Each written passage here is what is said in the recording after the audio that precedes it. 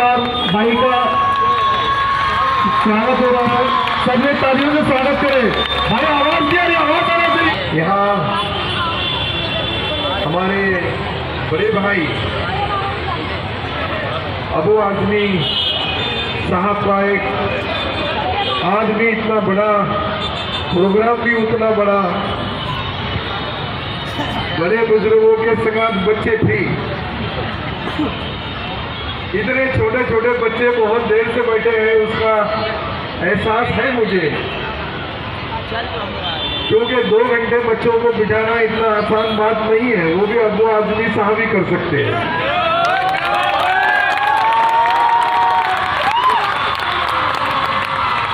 जहाँ किसकी आवाज नहीं पहुंचती वहाँ अबू भाई की आवाज पहुंच जाती है।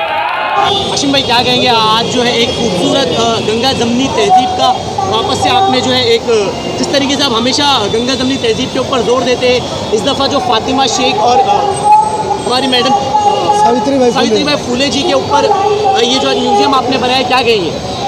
और सर इसी में मैं एक सवाल ये भी ले लूँ हाशिम भाई के, स्टेज के ऊपर आपने ये कहा था कि फातिमा शेख जी के बारे में ज़्यादा मालूमात नहीं है, तो उनके बारे में रिसर्च करने पर भी जोर दिया जाना चाहिए। बिल्कुल, ये ऐसा है ना कि इस मुल्क में जानबूझ करके मुसलमानों की कुर्बानियों को झुठलाया जाता है, उनको गलत बताया जाता है, उसको छुपाया जाता है। मुझे कहने में कोई हर्ज नहीं है। मुसलमानों की बनाई हुई प्रॉपर्टीज़ के ऊपर पैसे कमाया जा रहा है, चाहे लाल किला हो, चाहे ताजमहल हो, चाहे कुतुब मीनार हो।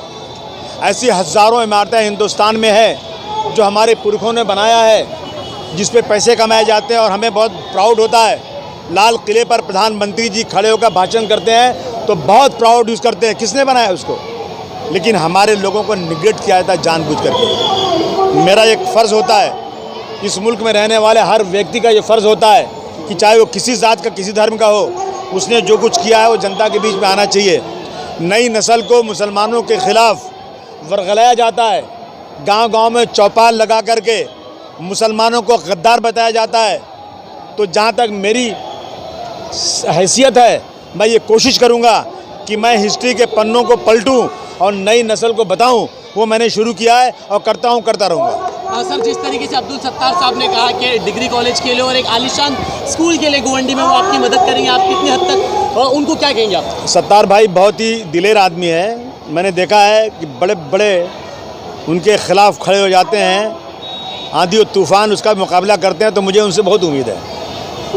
और उन्होंने मुझे हाउस में वादा किया है कि अबू आसिम, तो जिस ज़मीन की बात कर रहे हो, मैं उस ज़मीन को मंत्री लोगों से बात करके तुमको दिलाऊंगा। मैं मंत्री नहीं हूँ, मैं सत्ता के हमेशा ख़िलाफ़ ही रहता हूँ।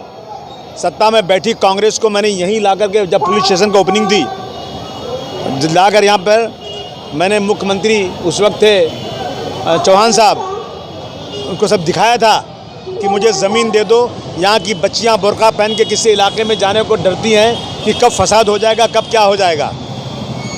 ये लड़कियाँ पढ़ना चाहती हैं, पढ़ नहीं पा रही हैं। गरीब ये इलाका है, ये यहाँ कोई बिल्डिंग नहीं है, यहाँ कोई कारपोरेट नहीं रहता, यहाँ पानी नहीं है, गंदगी है।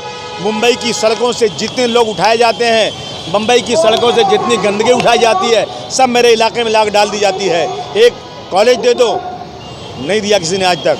लेकिन सत्तार भाई ने मुझे पिछले महीने यकीन दिलाया कि आसिम भाई, इस लड़ाई में तुम्हारे साथ रहूँगा, और मैं जानता हूँ कि ये मुख्यमंत्री से बहुत करीब हैं, तो दिलाएंगे मुझे। हाशिम भाई, आप जो है हमेशा मुसलमानों के मुद्दे पर बढ़ चढ़कर हिस्सा लेते हो और बोलते हो।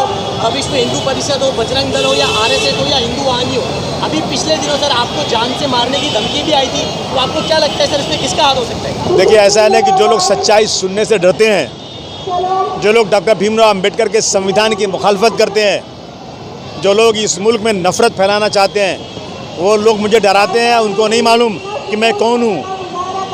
मैं अल्लाह के अलावा दुनिया में किसी से डरता नहीं। जिस दिन मौत आनी आ जाएगी, मैंने पहले भी कहा, इंदिरा गांधी जी की बहुत बड़ी सिक्योरिटी थी, राजीव गांधी की बहुत बड़ी सिक्योरिटी थी, पंजाब के मुख्यमंत्री की बहुत बड़ी सिक्योरिटी थी, लेकिन जिस दिन अल्लाह ने उनकी जान लेना लिखा था ना, कोई सिक्योरिटी बचा नहीं सकी। मैंने 67 साल ज़िंदगी गुजार लिया है, अब तो मैं नफ़े की ज़िंदगी गुजार रहा हूँ। मैं अपनी आवाज़ बुलंद करता रहूँगा। जिस कुत्ते में हिम्मत आए मेरे सामने, देखता हूँ मैं। हाशिम भाई, क्योंकि ये बोलना मेरे लिए लाजिमन होता है कि सत्तार भाई ने जो है अब बीजेपी का दामन थाम लिया है, और बीजेपी जो सिर्फ चुनावी वादे करती है और वादे करने के बाद भूल जाती है। तो बीजेपी में जाने के बाद आपको क्या लगता है, सत्तार साहब ने ये जो वादा गवर्नमेंट की जनता के लिए किया, क्या वो इसको पूरा करने में आपका सहयोग करेंगे? बिल्कुल करेंगे, मुझे पूरी उम्मीद है करेंगे वो। सत्तार भाई को शिवसेना ने मुसलमान को मंत्री बनाया और सबसे पहले मुख्यमंत्री जी वहाँ गए, सबसे अच्छा फंड दिया। उसके बाद 2 से 3 बार उनके खिलाफ बहुत ज़बरदस्त हवा चली, लेकिन उसको टच समझते हुए इसका मतलब है कि मुख्यमंत्री और उप मुख्यमंत्री का पूरा उनको सपोर्ट है। जब इतना बड़ा सपोर्ट है तो छोटी सी ज़मीन क्या हैसियत रखती है। ज्योतिबा फुले और फातिमा शेख जी के लिए आज ये एजुकेशन के ताल्लुक से इसकी ओपनिंग की गई है। आप एजुकेशन के ताल्लुक से गवर्नमेंट के आवाम को और आपके वोटर्स को क्या अपील करेंगे? मैं कॉलेज खोल चुका हूँ, मैं एजुकेशन में काम कर रहा हूँ, लेकिन मुझे बड़ा कॉलेज खोलना है, बड़ी जगह देना है और गोंडी के एक एक बच्चे को शिक्षित करना है। और ये सपना है कि गोंडी गॉट टैलेंट्स, गोंडी में टैलेंट्स है, एक से एक हुनर है लोगों में, उसको मुझे उजागर करना है। और इंशाल्लाह यहाँ की जनता ने मुझे चुन के दिया है, मैं अपना फ़र्ज़ पूरा करूँगा।